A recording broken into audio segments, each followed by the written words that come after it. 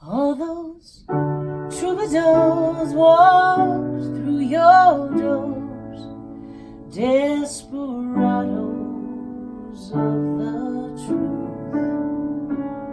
So take it easy, baby, you have saved me, Selma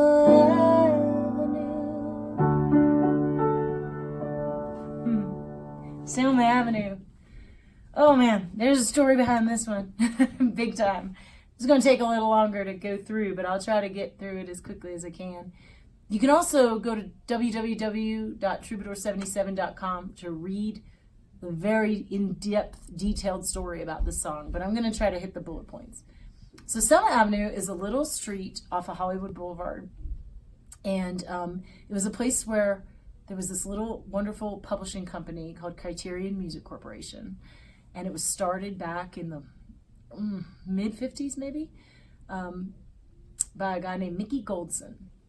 And Mickey signed Jackson Browne to his first publishing deal when he first got to LA. Jackson was only about 18 years old. And his son, Bo, was going off to college back, from a Christmas vacation. And he said, Dad, you should really check this guy Jackson Browne out. He's the talk of the town. Everybody's talking about his music.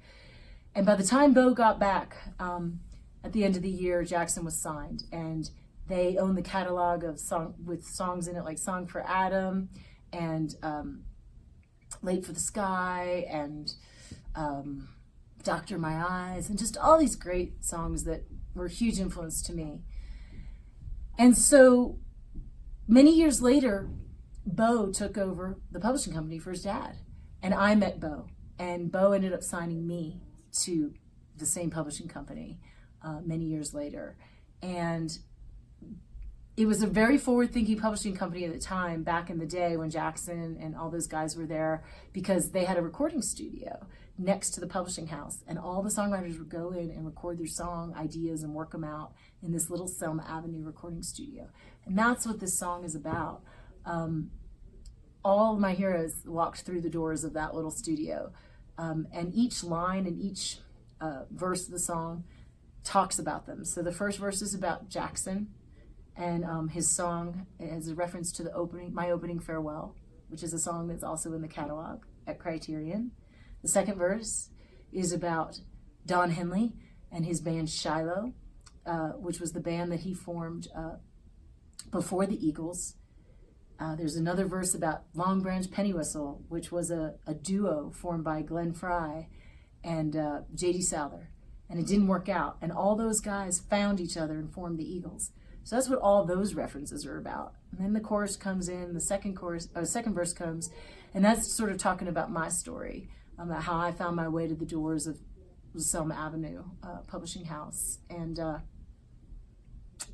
then after I left, Bo and we remained good friends and colleagues, but Bo had to sell the publishing company. And they wanted to tear the building down and put up condos. And I remember Bo telling me, he said, as soon as I signed the documents, the bulldozer came like an hour later.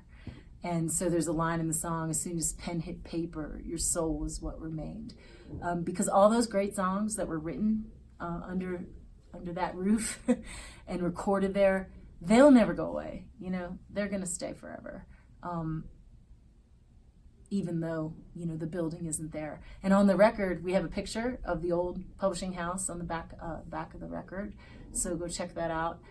There's a lot of other great references and even deeper stories that takes you line by line through the song that is posted on our website if you really kind of want to get all the inside scoop. But Selma Avenue is a very special place, and I'm glad to share it with you guys. I hope you find it to be as special as I do.